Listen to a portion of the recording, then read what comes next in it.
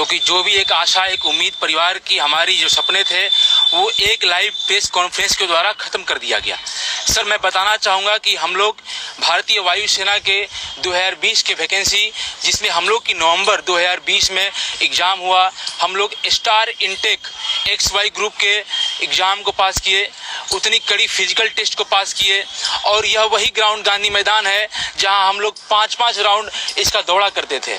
Physical complete करने के बाद हम लोग की मेडिकल प्रक्रिया हुई। मेडिकल प्रक्रिया में हम लोगों ने ग्रीन कार्ड पाया, यानी कि हम लोग सफल हुए। ग्रीन कार्ड के बाद हम लोग का जो है मेरिट लिस्ट जारी किया, जिसको PSL बोलते हैं एयरफोर्स की भाषा में। उसमें हमारी 1357 रैंक है, मेरे दोस्तों की 200 रैंक है। हम लोगों ने सब प्रक्रिया हासिल कर ली थी, लेकिन जिस प्रकार से हमें वेबसाइट के माध्यम से CASB, वो क्या है कि एयरफोर्स की सिलेक्शन की बोर्ड है, उसने कहा कि आप लोग वेट कीजिए, ड्यू टू एडमिनिस्ट्रेटिव रीजन आपका इनरोलमेंट लिस्ट डिले कर दिया गया है। सर, हम लोगों ने सब्र के साथ, संयम के साथ, हम और हमारे परिवार के लोग, हमारे पिताजी रोज फोन किया करते थे कि आखिर हम लोग की प्रक्रिया में देर क्यों है। लेकिन अफसरों ने कहा, उस CASB बोर्ड के अधिकारियों ने कहा कि कोरोना के चलते और प्रशासनिक कारणों के चलते आप लोग सब्र रखें, आप लोग की भर्ती प्रक्रिया जल्द ही सुनिश्चित कर ली जाएगी। लेकिन सर, 1 साल बीत जाने के बाद हम सभी लोगों ने जब देखा कि सब्र का बांध टूट रहा है, हम लोग की आकांक्षाएं और सपने टूट रहे हैं, तो हम लोगों ने जंतर मंतर दिल्ली पे घेराव करने का और शांतिपूर्वक ढंग से प्रदर्शन करने का काम किया। उस मीटिंग में राजनाथ सिंह, देश के माननीय रक्षा मंत्री भी आए थे। उन्होंने हमें ये वचन दिया, हम लोगों से वादा किया कि आप लोगों की भर्ती प्रक्रिया जो बची हुई है, जो ज्वाइनिंग लेटर देने वाले हैं, वो जल्द ही पूरी कर ली जाएगी। लेकिन सर 2 दिन पहले तीनों सेना के प्रमुखों ने और माननीय रक्षा मंत्री ने क्या कहा कि अब भारतीय वायुसेना या भारत की तीनों सेनाओं में भर्ती प्रक्रिया को अग्निपथ स्कीम के द्वारा अग्निवीर के तहत लिया जाएगा। सर, हमारी क्या गलती थी, बता दो हमें, हमारी क्या गलती थी सर? हमने तो फ्रेश इनरोलमेंट, फ्रेश काम किया था, हमारी वैकेंसी में तो बस ज्वाइनिंग ही बाकी था सर। और खास बात तो यह है सर कि हम गरीब माता पिता और किसान मजदूर के बेटे हैं सर। हम लोगों ने वो सब प्रक्रिया हासिल करने के बाद हमारे माता पिताओं के घरों में, हमारे घरों में लोगों ने खुशी का उत्सव मनाया, हमने मिठाइयाँ भी बांटा। लेकिन आज 3 दिन बीतने के बाद आज का बस 2 मिनट पहले की प्रेस कॉन्फ्रेंस यह स्पष्ट कर दिया है। BR चौधरी, अनिल पुरी, इन तमाम लोगों से प्रेस कॉन्फ्रेंस में अभी बात किया गया, तो ये लोगों ने बोला कि अब जो भर्ती प्रक्रिया होगी वो केवल अग्निपथ स्कीम से ही होगी। एक प्रेस कॉन्फ्रेंस में एक पत्रकार बंधु ने पूछा कि सर, क्या बताइए आपकी जो भर्ती प्रक्रिया में बस ज्वाइनिंग लेटर बाकी था, उन लोगों तो आप ले लिए होते, आगे की प्रक्रिया तो भविष्य की है, उसमें आप विचार करते, उसको आप लोग सुनिश्चित करते। लेकिन BR चौधरी ने कहा कि मेडिकल रिपोर्ट बहुत दिन हो गया मेडिकल किए हुए, तो हो सकता है, इसलिए हम उनकी प्रक्रिया जो है शुरू से अग्निपथ से करेंगे।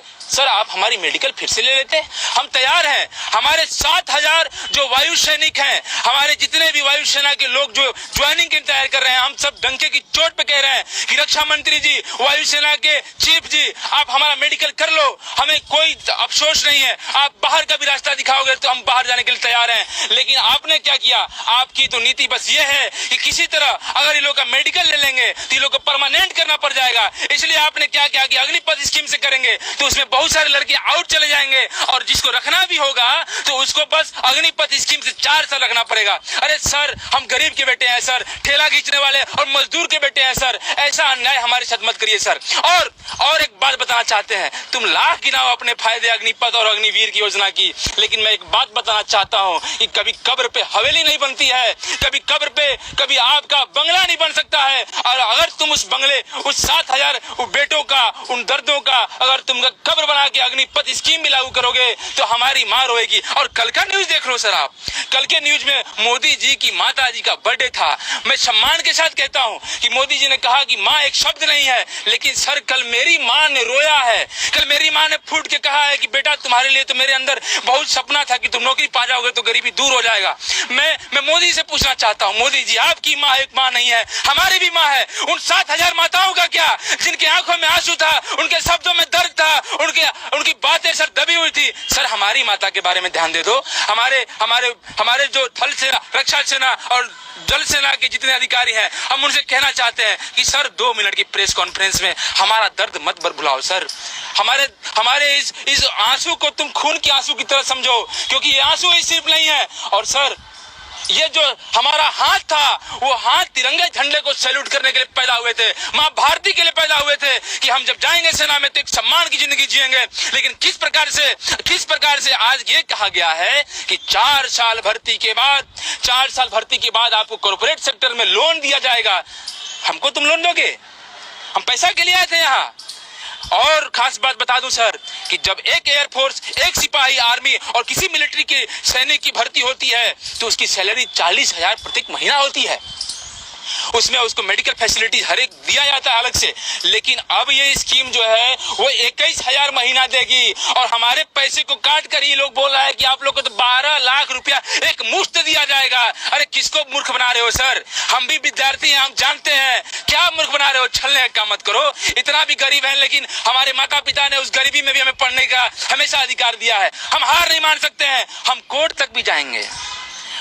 हम मानते हैं हम गरीब हैं, लेकिन हम इस लोकतंत्र को भरोसा करते हैं और लोकतंत्र में हम लोग जाएंगे और हमने कोर्ट का दरवाजा भी खटखटाएंगे। वो अलग बात है कि हम सफल होना हो, लेकिन अपनी उस माँ के आंसू को, अपने पिता के दर्द को कभी हम लोग हार नहीं मानने देंगे, चाहे इसके लिए हमारी जान क्यों नहीं चली जाए। और एक बात मोदी जी स्पष्ट कह देना चाहते हैं, एक बात कान खोल के सुन लीजिए बड़े सम्मान के साथ, कि हम कभी अडानी और अंबानी की उनके फैक्ट्री में जय हिंद नहीं कहने वाले हैं जो आप सोच रहे हैं। और 55 साल नौकरी करने के बाद सेना में आप उनको नौकरी क्या देते हो? उनको नौकरी देते हो गार्ड बन जाओ, एटीएम गार्ड बना देते हो, बैंक गार्ड बना देते हो। अरे साहब, जब 55 साल नौकरी करने के बाद एक देश का महान योद्धा जब बैंक का सिक्योरिटी गार्ड का नौकरी करता है, तो हम 4 साल का जो अग्निपथ, अग्निवीर से जो लड़के रिटर्न होके आएंगे, उसके लिए तुम ये जो छलावा कर रहे हो कि उनके लिए हम कॉर्पोरेट सेक्टर में भेज देंगे, क्या मूर्ख बनाने का प्रयास कर रहे हो मोदी जी? जो पहले रिटायर हुए उनको तो ध्यान दिया नहीं, अब हमें मूर्ख बना रहे हो। और अगर आप हमारे साथ बिजनेस कर रहे हो मोदी जी, आप बिजनेस हमारे साथ कर रहे हो, तो हम कह रहे हैं कि आप अगर 71 साल की उम्र में देश के शासन व्यवस्था को चला सकते हो, तो आप हमें 22 साल के रिटायर करना चाहते हो? अरे हमारे शरीर में अभी भी वो युवा जोश है, वो लहर है, और ये बिहार की धरती है। और मैं संपूर्ण भारत के लोगों से कहना चाहता हूं कि बिहार और पूरे भारत के हिंदू मुसलमान मेरे भाइयों, एक बात कहना चाहता हूं कि आज देश की सेना पे जो चोट किया गया है, आज आप लोग, मैं विनम्र निवेदन करता हूं कि आज आप लोग साथ हो जाइए। अगर आज साथ आप लोग नहीं हुए तो आप लोग की आने वाली नस्लें पूछेंगी कि पिताजी जब देश की सेनाओं को प्राइवेट किया जा रहा था, जब देश के नौजवानों के साथ चला जा रहा था, तो आप लोग खड़े क्यों नहीं हुए? अरे हिंदू मुसलमान करके देश का बहुत सारी सरकारी संस्थाएं बेच दिया गया, हमारी क्या गलती थी सर? इसलिए मेरी बातों को आप लोग एक तरह संदेश भी समझो। और हम एक बात कहना चाहते हैं कि हमारी भर्ती कर दो, इसके लिए हमें बर्बाद न करो साहब।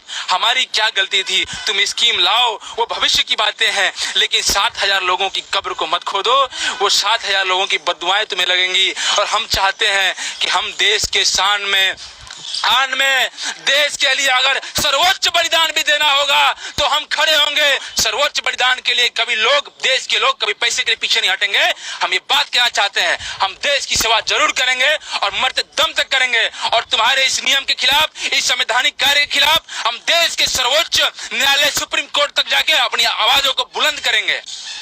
मैं आपसे अब ये सवाल पूछना चाहूँगा, अभी जब बात कर रहे थे आप बहुत ज़्यादा भावुक हो गए।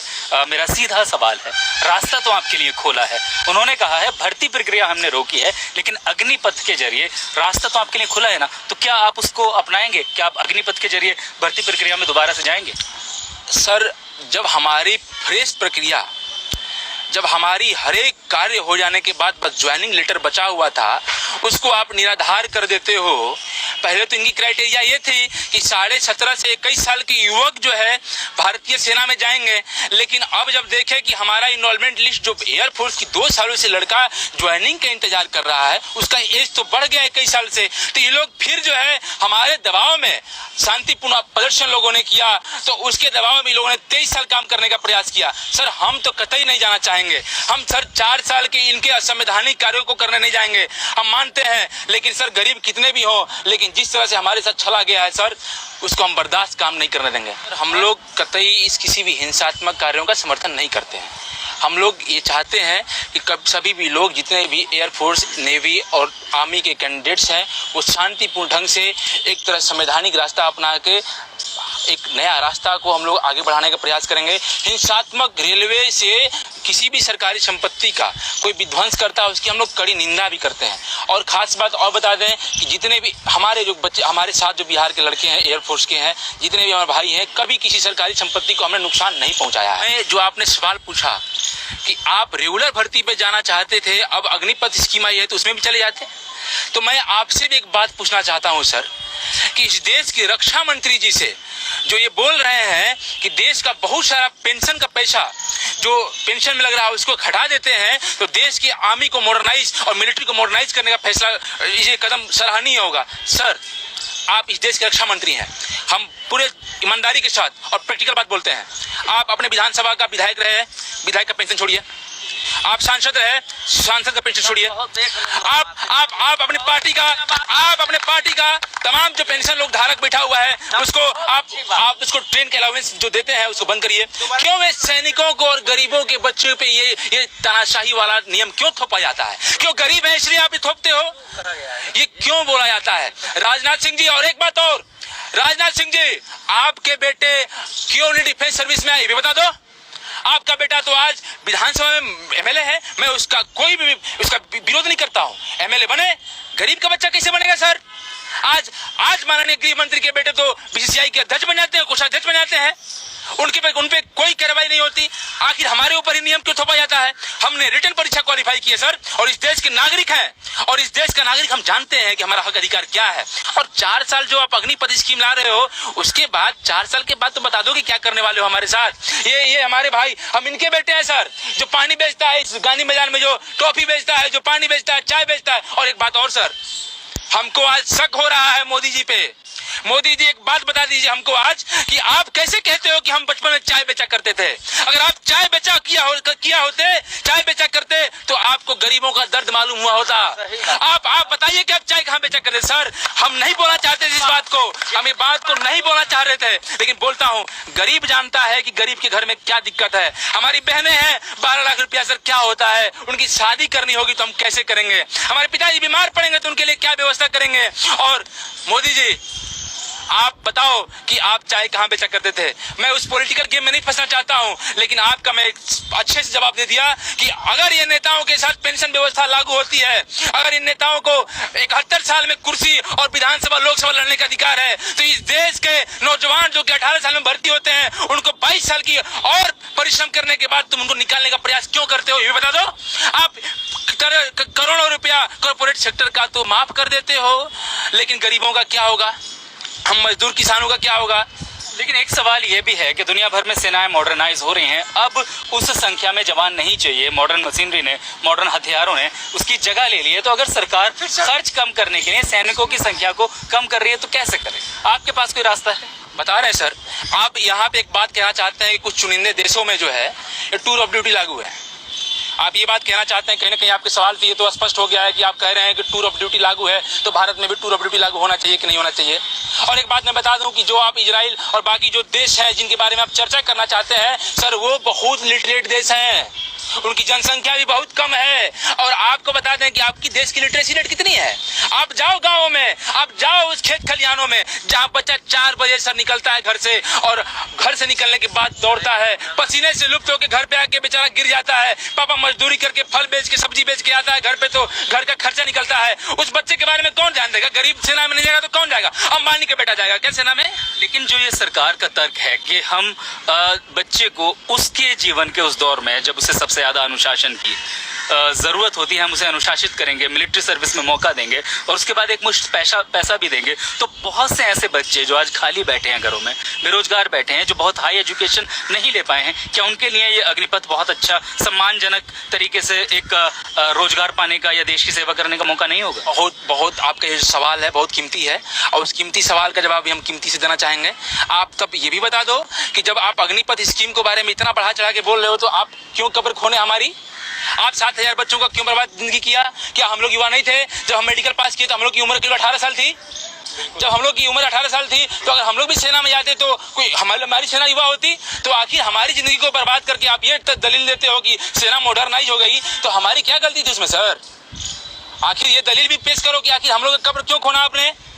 इसके बाद आप अग्निपथ और अग्निवीर की स्कीम के बारे में बात करते हैं। हम लोग की जो कहा गया है कि अग्निवीर में फिर से न्यू रिक्रूटमेंट होगी, फिर से फेज 1 की परीक्षाएं होंगी, जो प्रक्रियाएं फिर से करना पड़ेगा सर, उसकी हम लोग प्रक्रिया में फिर शामिल नहीं होना चाहते हैं। अगर ये अग्निपथ और अग्निवीर में करेंगे तो यानी आपको 4 साल की नौकरी मिलेगी तो आप करने को तैयार हैं? एकदम सर बोल रहे हैं कि आप एक बात बताइए कि जिसके पास कपड़ा नहीं है पहनने को, जिसके पास 2 वक्त की रोटी नहीं है खाने को, सर हम देखिए बाध्य हैं। आप फिर से रिपीट करना चाहते हैं इस बात को? हम ही नहीं, अगर इस नौकरी को हम छोड़ भी देते हैं तो बहुत सारे इस देश के गरीब के बच्चे जाएंगे।